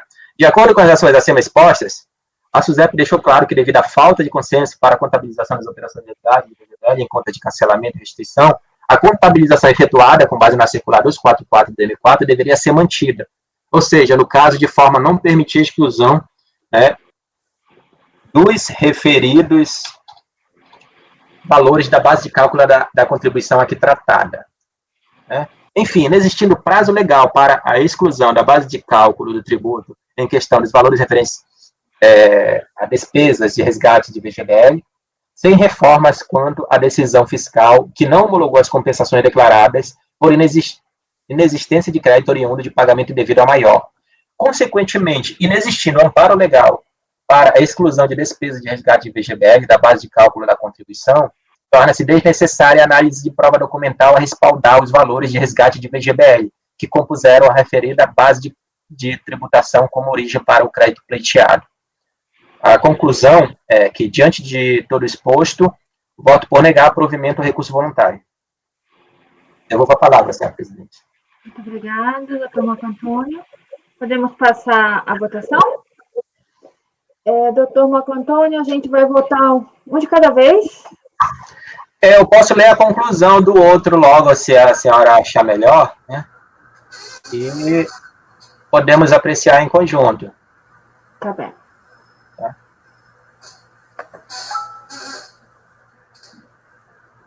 Como eu falei anteriormente, um trata de PIS, outro de COFINS. Lá no de PIS tem a questão da homologação tácita, tem esse detalhe que eu expus. E aqui não tem. Então, a minha conclusão aqui em relação ao de COFINS é que não existe previsão legal para a exclusão da base de cálculo do tributo em questão dos valores referentes a despesas de resgates de VGBL, sem reformas quanto à decisão fiscal que não homologou as compensações declaradas por inexistência de crédito oriundo de pagamento devido a maior. Consequentemente, existindo amparo legal para exclusão de despesas de resgate de VGBL da base de cálculo da contribuição, torna-se desnecessária a análise de prova documental a respaldar os valores de resgate de VGBL que compuseram a referida base de tributação como origem para o crédito pleiteado. Conclusão, diante de todo exposto, voto por negar provimento do recurso voluntário. Muito obrigada, doutor Marco Antônio. Então, Presidente, sim? eu queria conversar um pouquinho antes de votar, mas eu acho que o José Adão levantou a mão, ou a impressão minha. Eu não vi. Não, porque assim... Desculpa aí, eu movimentei a mão aqui, mas não estou satisfeito com o excelente voto do doutor Marco Antônio. Não, porque assim, eu fiquei na seguinte dúvida, né? Porque seguro realmente é diferente de previdência complementar. O seguro, quando você paga lá os prêmios mensalmente, vai para o bolo da conta da seguradora, tem reserva técnica, tem uma série de controles da SUSEP. Tanto que se você for olhar um balanço de uma seguradora como uma Porto Seguro, por exemplo, grande parte do capital que ela recebe dos prêmios, ela tem que investir em algum investimento de liquidez, né? Como renda fixa, por exemplo, um CDB. E uma grande parte da receita trimestral ou anual de uma seguradora é, inclusive, de juros de investimento. No caso da previdência privada, como VGBL ou PGBL, é criada uma cota, né, um fundo individual, eu esqueci como é que chama, capitalização, acho, né? É criado um fundo, uma aplicação de investimento diretamente referenciada ao investidor, aquele que está poupando para a previdência privada dele. A receita que eu tenho conhecimento desta empresa, que fornece essa previdência privada, ela advém das taxas de carregamento e, eventualmente, de alguma taxa de administração desse fundo de investimento onde é aplicado estes recursos. Quando o particular decide resgatar o valor que ele aplicou nesse fundo de investimento a título de, no futuro, isso se converter numa receita mensal a título de previdência, está resgatando um dinheiro que é dele. A minha pergunta é, esse dinheiro que é dele, que ele resgatou, foi incluído como receita da empresa que fornece o serviço de VGBL, ela ofereceu a tributação e agora ela está querendo excluir? Porque assim, a minha pergunta é a seguinte, a meu ver, isso não faz parte da receita. Eu não preciso ter uma norma legal prevendo exclusão de receita de algo que já não faz parte. Eu preciso ter previsões legais de exclusões da receita de coisas que fazem parte da receita. A título de isenção, às vezes até didaticamente, né? Por exemplo, na lei 9.718 fala que dividendo não é receita bruta para fins de PIS e COFINS. Não é receita bruta mesmo, mas está ali dito. Agora, na lei da não cumulatividade, por exemplo, a venda de ativo imobilizado pode ser excluída da receita bruta, isso já é uma isenção, já é uma previsão de porque isso seria uma receita. Então, a minha dúvida é o seguinte, se ele está devolvendo um capital investido pelo próprio cotista, que estava reservado para ele como um dinheiro dele, e está sendo devolvido para ele ofereceu isso à tributação, ele estava querendo excluir, e aí é isso que nós estamos negando, porque não tem uma previsão para excluir, ou é uma outra coisa, entendi errado? É para minha pergunta, né? Certo. A pergunta é para a turma toda, na verdade, porque assim... porque essa... Para mim foi uma estranheza. Porque eu vou esclarecer aqui como a fiscalização atuou e como a recorrente se defende na situação. Questões adicionais aí, eu acredito que depois o doutor Marcelo possa contribuir com a gente, que ele já trabalhou tanto tempo aí nessa parte de seguradoras, o expert aqui da turma nisso. Eu estava esperando o comentário dele também. Pois é. Aqui é o seguinte, ela alegou que esses valores se referem a resgates de VGBL. É justamente isso. Vai lá o segurado, é seguro de vida, é isso. VGBL é seguro de vida. Previdência é o PGBL. Tem essa diferenciação na página da SUSEP. Tá? Se vocês quiserem, depois eu posso ler aqui. Uma é previdência complementar e esse VGBL é seguro.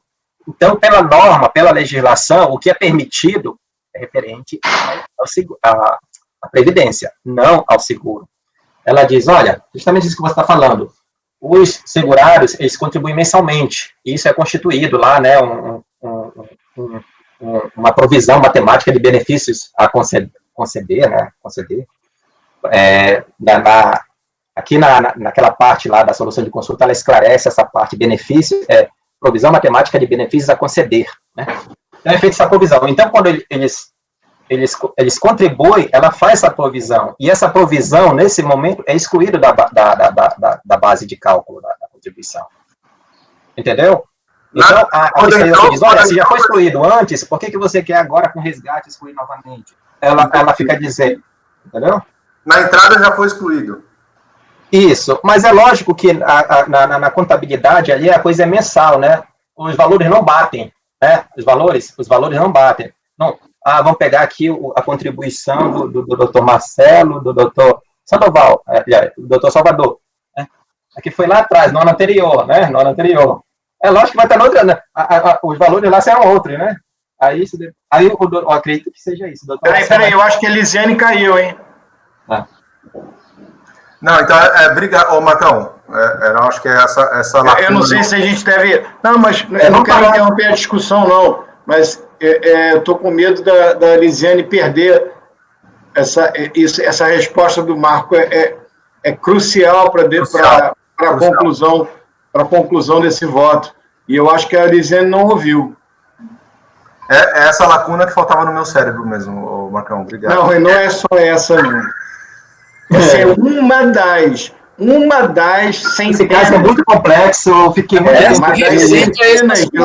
fiquei numa dúvida tremenda. Quando o segurado, porque assim, também eu não sabia que o VGBL... Vamos esperar a Lisiane, Salvador. Não, tá bom. Senão depois o Marcão vai ter que repetir. Ela tá aqui, né? Ela voltou aí, a Leia. Ouvindo? Sim.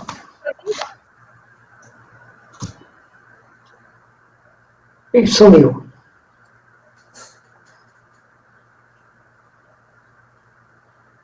Tá me ouvindo? Sim. Sim? Tá vermelhinho, mas... Eu ouvi até o Marcelo dizer que eu tinha caído. Então tá bom. Então, porque eu tinha a impressão de que o VGBL seguiria o mesmo procedimento do PGBL. Você está me falando que ele é diferente. No momento dos investimentos, ele já exclui da receita, já faz uma exclusão na entrada. E agora ele teria... Na verdade, esse procedimento é para os dois, pelo que eu entendi. É para os dois. A questão é que a tributação lá do VGBL. Do PGBL, né? Tributação, lá tem a questão lá de restituição e cancelamento, né? E isso aqui não segue esse conceito de restituição e cancelamento, né? De acordo com a própria SUSEP, e a norma foi preparada para não permitir isso em relação à VGBL, essa norma. Porque tem um sistema diferente, né? Sistema de contabilização diferente. Então, ela fez, inicialmente, com base nesse sistema de contabilização, eu estou aqui com o número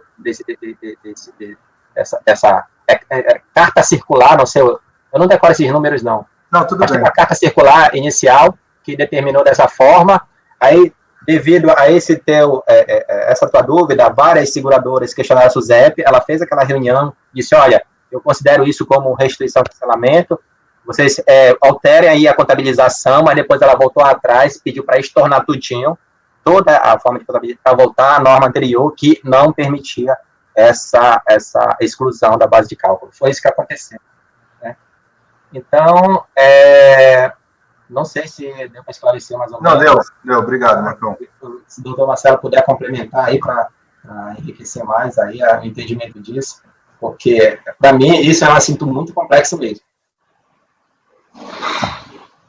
Eu vivo da generosidade e da compaixão dos meus amigos, né? Depois de uma explicação tão detalhada, tão rica quanto essa, ele ainda tem a generosidade de dizer que eu tenho alguma coisa para acrescentar. A única dúvida que eu tenho, eu acho que está perfeito tudo, a única dúvida que eu tenho, e eu realmente isso eu não lembro disso, mas eu acho que ela não impede a conclusão do julgamento, porque isso não foi, né, incluído no recurso voluntário. O que acontece? De fato, há o cálculo da provisão, e a provisão ela é excluída.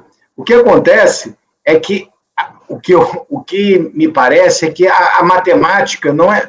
Eu não sei se a matemática é perfeita assim, que eu estou querendo dizer? Eu não sei se o valor resgatado foi integralmente lançado na conta de provisão e, por conseguinte, abatido das bases de cálculo de meses anteriores.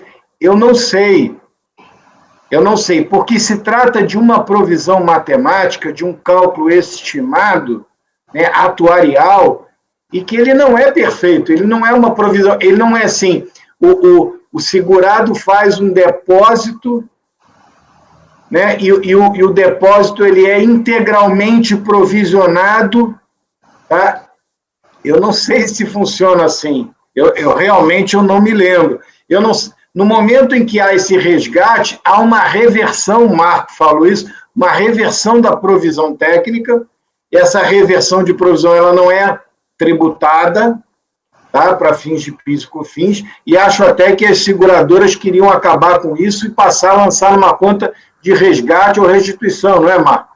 No momento do resgate, não mais como uma reversão de provisão. Agora, o que eu não sei é o seguinte, se no momento do resgate, tá, há alguma diferença entre os valores até então provisionados e o valor resgatado. Que então, né, nós poderíamos, né, pensar nessa diferença e fazer a exclusão da base de cálculo, tá certo? O seu raciocínio, julgo eu, Salvador, é perfeito. É absolutamente perfeito. Mas eu realmente não tenho na memória, né, esses cálculos. Agora, a recorrente também não trouxe isso. A recorrente não discutiu provisões técnicas, ela não discutiu nada disso. A recorrente discutiu exclusivamente o seguinte: houve um resgate, eu tenho o direito de cancelar. Então, esse argumento dela, de que ela tem o direito de cancelar 100% do resgate, o Marco já provou que não é correto. Porque, pelo menos, na pior das hipóteses, uma parte disso foi deduzido via provisão matemática e não foi reposto na base de cálculo por força de uma eventual reversão dessa provisão no momento de resgate. Entendeu? Então, esses cálculos todos, a prova de que haveria eventualmente uma diferença, teria que ter sido trazido pela parte. Ainda mais em perto de então, eu, graças a Deus, a doutora Lisiane me colocou para relatar logo no início do julgamento, para eu não ter que passar depois para relatar os meus paupérrimos votos, depois dos votos de José Adão, doutora Semiramis e Marcão, que realmente, eu vou te contar, o negócio tá ficando sério nessa sala aqui. Tá ficando sério. Muito bom, Marcão, parabéns, hein? Muito bom trabalho. Muito bom. Então, você poderia repetir a conclusão nos dois, se não houver mais nenhuma questão para daí votar? Tá certo. Nos dois, eu estou negando o provimento do recurso voluntário. Doutora Elisene, eu estou com a dificuldade de ouvir a sua voz. Muito baixa? Doutor Marcelo ou todo mundo? Ela está baixa, e para mim está baixa e distorcida, mas está bom para todo mundo, eu fico preocupado só com a gravação. Que a senhora que profere, declara a decisão, Mas tudo bem, está bom para todo mundo. Então vamos lá. Doutor Ari? Concordo em gênero, número e grau com o doutor Marcelo. Também faço parte daqueles que tiveram julgamentos antes dos de hoje, porque realmente está ficando difícil. Parabéns, Marcão. Excelente voto, acompanho o relato. Muito obrigada. Doutor Marcelo? Acompanha. Honrado. Muito obrigada. Doutor Salvador? Seguindo por essa lógica do Marcelo, eu vou passar vergonha aqui, então, porque os meus vêm daqui a pouco, né, os meus votos. Eu também. Mas você já deve estar acostumado com isso, né, Salvador? Isso aí a gente nem fica tocado, porque você já está acostumado com essa situação. Então, tudo bem. Que conste em ata a sua... Marcão, muito obrigado aí pelos ensinamentos, pela paciência e parabéns pelo voto. Acompanhe, tá? Muito obrigada. Eu acredito que eu que estou aprendendo aqui com vocês, sabia?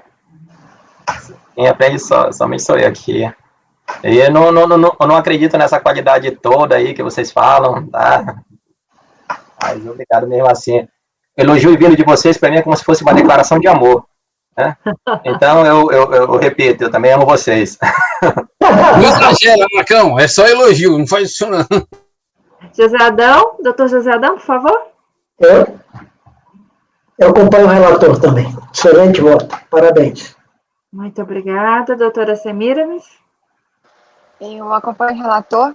Do Marco só vi essas coisas mesmo, só lembrando que até auditoria nos créditos ele faz nos processos, viu? Então, assim, é melhor não comparar nunca. E até isso ele faz. Eu acompanho. Muito obrigada. Doutora Sabrina. Acompanho. Muito obrigada, eu também acompanho no voto e também nas manifestações elogiosas. Então, a decisão nos itens 91 e 92 é por unanimidade de votos negar provimento ao recurso voluntário. Com isso, encerramos a votação dos itens 91 e 92. Passaremos, então, a pauta da tarde de amanhã, mas eu acho que nós poderíamos dar uns 5 minutinhos antes. Era isso a solicitação, não? Então, tá bom, gente. 5 minutinhos, aí nós voltamos para os itens 93 seguintes. Presidente, gravação interrompida. Muito obrigada.